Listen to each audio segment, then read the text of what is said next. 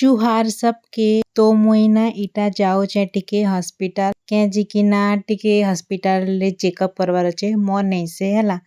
मोर family संगे मुई actually आसे तो आमे फर्स्ट रूम चेक इन कलु रूम माने हॉस्पिटल जीवा आगरू तो देखे दोचे तमके से रूम केते भल अच्छे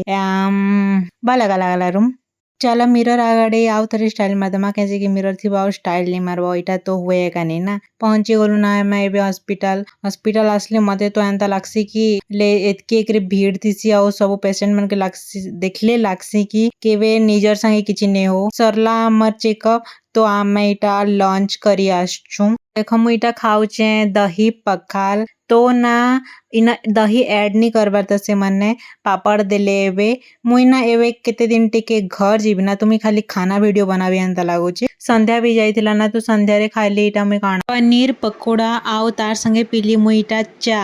नींद रो उठी थिली ना तो मुई टिके माने नींद रो उठले मते भोग लागसी लेकिन मुई खाइबाटा भी प्रोसेस नहीं करी पारथी ठीक से लेकिन भोग तो लागुतिला काना करबी तापर रे